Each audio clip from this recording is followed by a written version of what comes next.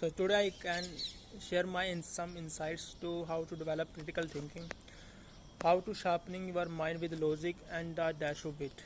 In a world saturated with information, some true, some false, and some simply observed to categorize, critical thinking is your best defense against being swept away by the tide of misinformation.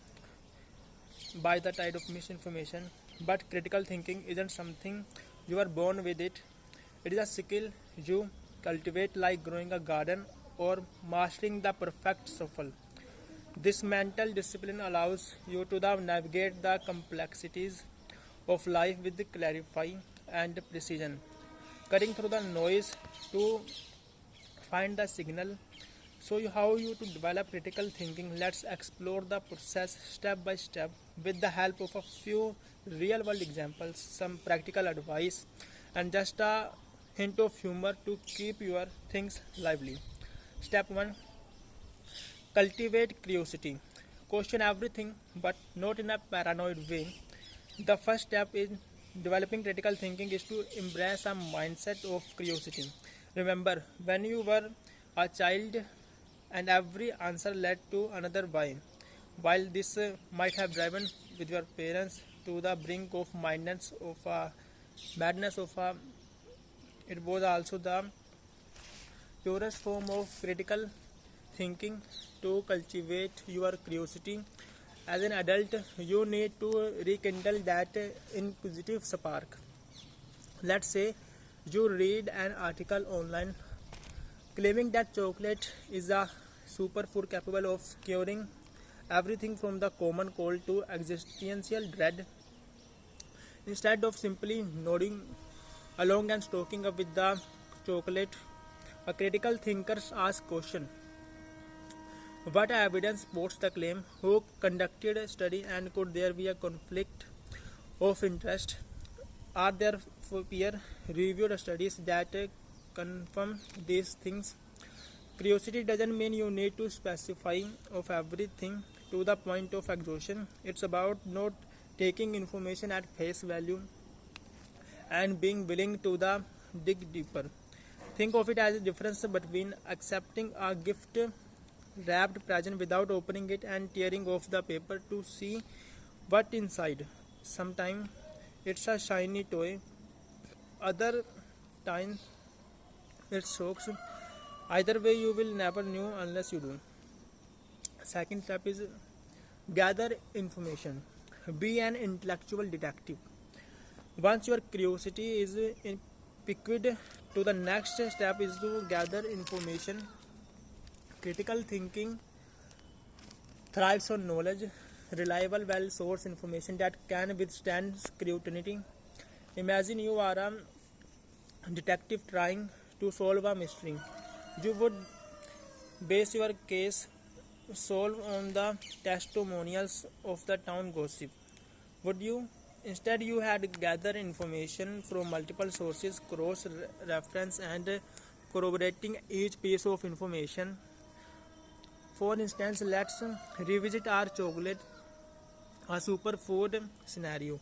A critical thinker might look at scientific journals, consult experts in nutrition, and compare findings from different studies. They might also consider historical data and capture cultural context. By gathering a diverse range of information, you build a robust foundation on which to base your conclusion. But here the twist: not all information is created equal. Learning to discover credible source from dubious ones is a key component of critical thinking. Reliable sources are like that one friend who always give you solid advice, trustworthy, consistent, and based on facts. In contrast, unreliable sources are more like that friend who swears they saw Alvis at the grocery store last week. Entertaining perhaps, but not someone you had want to stake your reputation on. Analyze and evaluate. Don't just think about thinking. With your information in hand, it's time to analyze and evaluate. This is where the magic happens.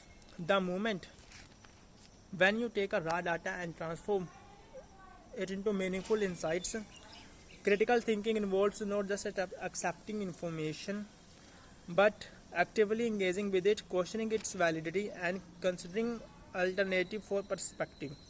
Imagine you are assembling a jigsaw puzzle. Analysis is the process of examining each piece, considering how it fits with the others, and identifying patterns. You might notice that certain pieces fit perfectly together, while others seem out of place. Evaluation is the act of deciding whether those pieces belong in the puzzle or if they are from a different set entirely. Let's take a more concentrated example. Suppose you are reading about climate change. A critical thinker wouldn't just accept the first article they find. They had a look at the data presented, consider the methodology used, and examine the credentials of the authors. They had also think about the implication of the information. What are the potential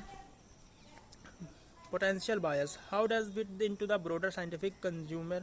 And importantly, what are the counter argument? Do they hold water?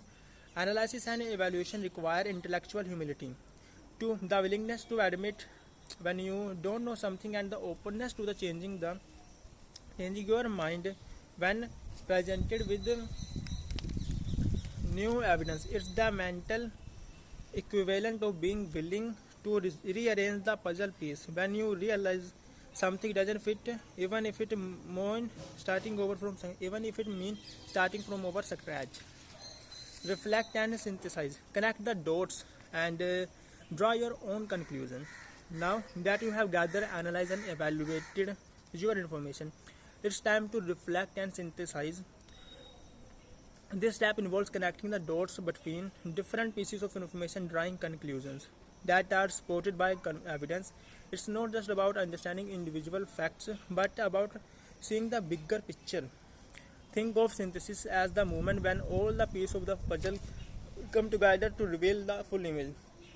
In our climate change example, this might involve recognizing patterns in the data that point to bolder trends, considering the implications for policy and society, and forming a well-reasoned opinion based on evidence. Reflection is the process of looking back on your thought process and considering how you arrive at your conclusion. You consider all the relevant information. Were you influenced by any bias? Could you have approached the problem differently?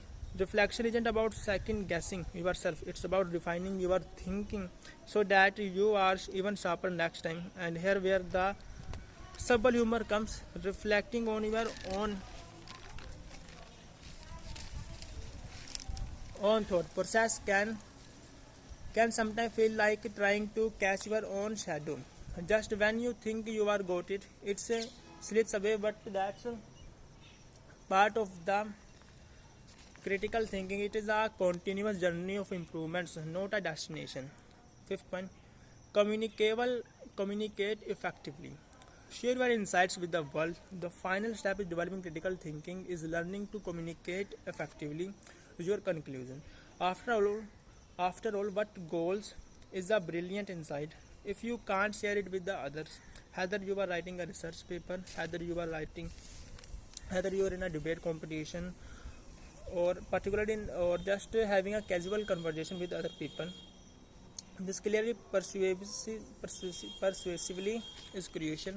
Effective communication involves not just presenting your conclusion but also explaining how you arrive at them. It's like showing your work in math class. People want to see your reasoning, not just like in math class. A little humor can go a long way in keeping your audience engaged. Think of it as the spoonful of sugar that helps the medicine go down. The takeaway: critical thinking as a lifelong skill. In conclusion, developing critical thinking is like training for a mental marathon. It takes time, efforts, and a bit of endurance, but the rewards are well worth it. With strong critical thinking skills, you can navigate the complexion of a modern world with confidence. Taken in by false information So the next time you are faced with a tricky problem, questionable claim, remember to pause, gather information, analyze, reflect, and communicate. And if you can do all that with a smile, after all, life is too short to take everything seriously, even the serious stuff.